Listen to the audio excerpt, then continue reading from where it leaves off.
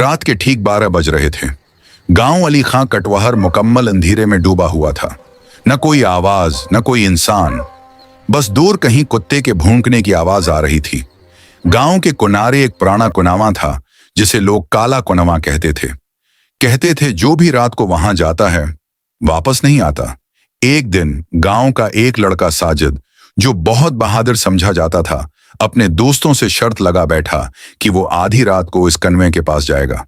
दोस्तों ने उसे रोका, साजिद वहां मत जाना, वहां कुछ है। मगर साजिद हंस कर बोला, ये सब कहानियां हैं, मैं देख कर आता हूं। रात को वो अकेला कन्वे की तरफ चल पड़ा। हवा ठंडी थी और अजीब सी सरगोशियां हो रही थीं, जैसे कोई उसका नाम ले रहा हो। साजिद, साजिद। साजिद रख गया।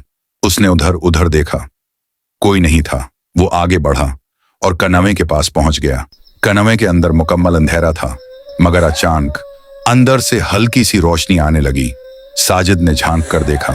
अंदर एक बूढ़ी औरत बैठी थी। उसके बाल बिखरे हुए, आंखें सरख और हाथ में एक जलता हुआ चिराग था। वो आहिस्ता आहिस्ता सर उठाकर साजिद को देखने लगी और मुस्कुरा दी। तुम खुद आए हो? साजिद का जिस्म कांपने लगा। वो भागना चाहता था, मगर उसके पांव जैसे जमीन से चिपक गए थे।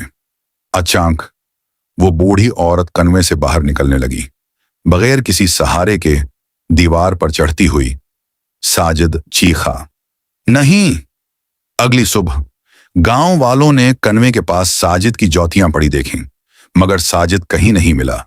बस कन्वे के अंदर से एक नई आवाज आने लगी, साजिद, साजिद। तब से लोग कहते हैं, जो भी रात को इस कन्वे के पास जाता है वो खुद आवाज बन जाता है। और आज भी अगर तुम रात को वहां जाओ तो शायद कोई तुम्हें भी पुकारे।